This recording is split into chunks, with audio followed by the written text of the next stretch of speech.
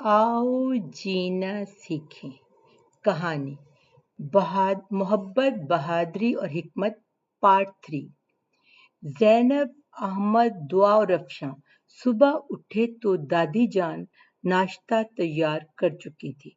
उन्होंने कहा, बच्चों नाश्ता कर लो, लेकिन नाश्ता डट के करना, क्योंकि आज आपके दादा आपको लेकर जंगल के उस हिस्से में जाएंगे जहां आप पहले नहीं गए, और वो दादा साथ खाने पीने का सामान लेकर नहीं जाते। अगर रास्ते में कुछ खाने पीने को नहीं मिला तो शाम वापसी तक भूखा ही रहना पड़ेगा। बच्चे नाश्ते से फारिग हुए तो दादा भी तैयार होकर आ गए।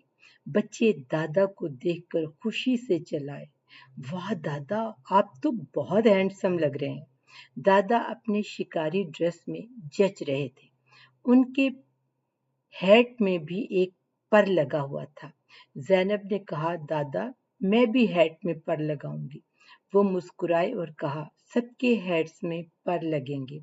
रवानगी से कबल दादा जान ने चारों बच्चों को पर वाले हैट्स दिए, लेकिन ज़ैनब को हैट पसंद नहीं आया, तो दादी जान ने उसे अपना हैट दिया जिसमें मोर का पर लगा था।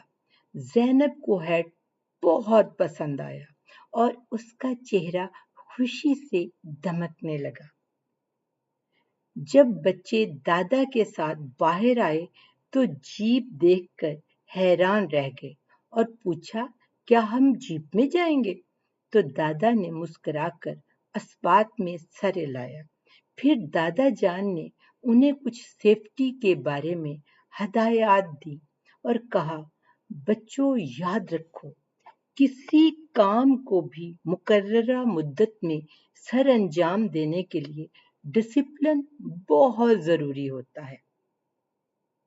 याद रखो, बहादुरी खतरात में बगैर सोचे समझे कूद जाने का नाम नहीं, बल्कि खौफ का सामना करने का नाम है।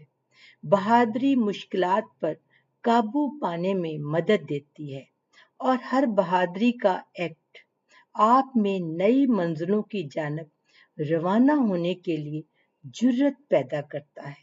जिंदगी में कोई कामयाबी भी हासिल करने के लिए डिसिप्लिन, बहादुरी और जुर्रत की जरूरत होती है, और मसाइल का सामना करना हमारी हिकमत में इजाफा करता है।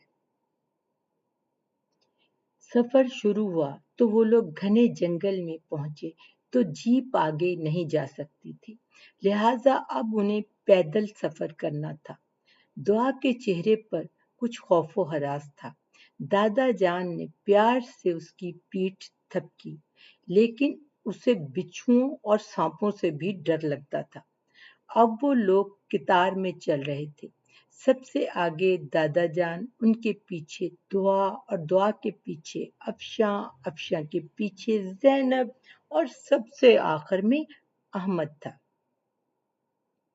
उन्हें आगे बढ़ने में दिक्कत हो रही थी कि एकदम दुआ चिल्लाई, साथ वाले दरख्त पर सांप था, लेकिन सांप दूसरी तरफ चला गया। दादा जान ने तसल्ली दी और कहा, घबराने की जरूरत नहीं, ये इंसानी हाथों से तैयार शुदा जंगल है और बड़ी तादाद में यहाँ न्योले भी छोड़े गए हैं, लिहाजा ज्यादा सांप नहीं है। अफशां भी पहले की निस्बत कम डरी हुई थी, जबकि ज़ैनब और अहमद में खौफ नजर ना आ रहा था। उन्हें पैदल चलते काफी देर हो गई थी और बच्चों को थकन महसूस हो रही थी। दादा जान ने कहा, आगे मसनूई आबशार है, वहां कुछ देर सस्ता लेंगे। रास्ते में एक बेरी से दादा जान ने बेर तोड़े और बच्चों से कहा कि अपनी पॉकेट में भर लें, क्योंकि खाने के लिए कुछ भी साथ नहीं लाए। आबशार के पास पहुंचकर इनका दिल बाग बाग हो गया।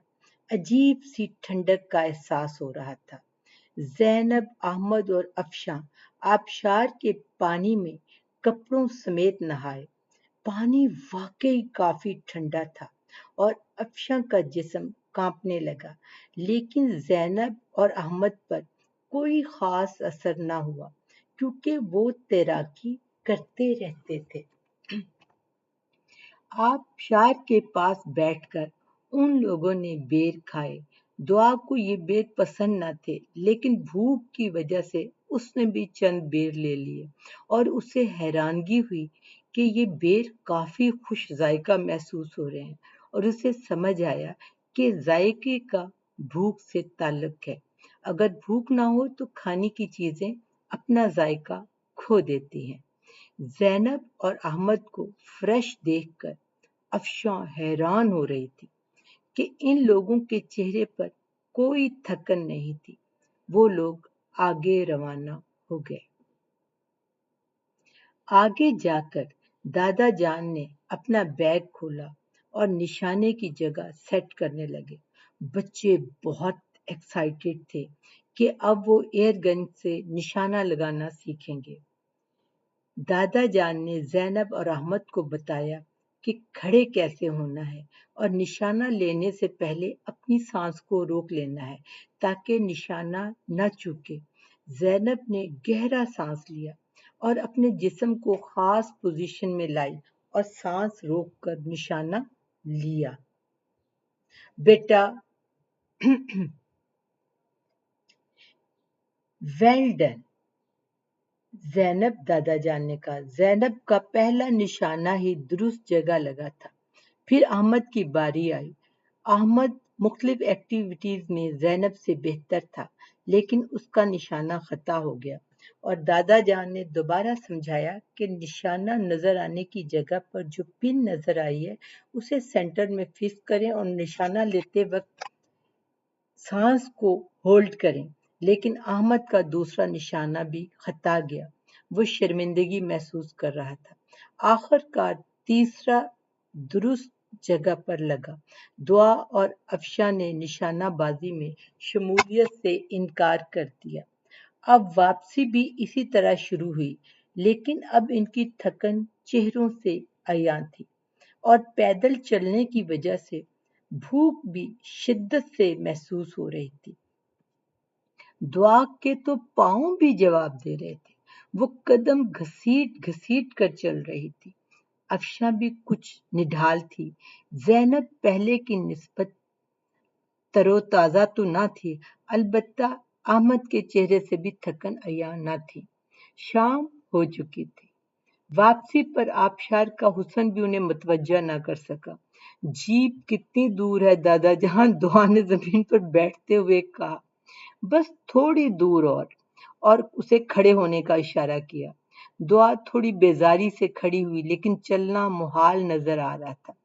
جب وہ جیپ کے پاس پہنچے تو ان کی طبیعت صاف ہو گئی کیونکہ جیپ پنکچر تھی۔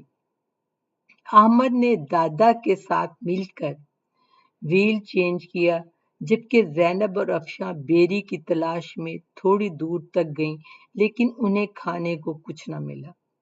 افشاں نے کہا، دادا جان، آپ تو کہتے تھے مشکلات اور رکاوٹوں کا سامنا کرنے سے حکمت میں اضافہ ہوتا ہے، لیکن یہاں تو میری عقل ہی جواب دے گئی ہے۔ سب ہنسنے لگے کیونکہ اب احمد اور زینب بھی تھکے ہوئے نظر آ رہے تھے۔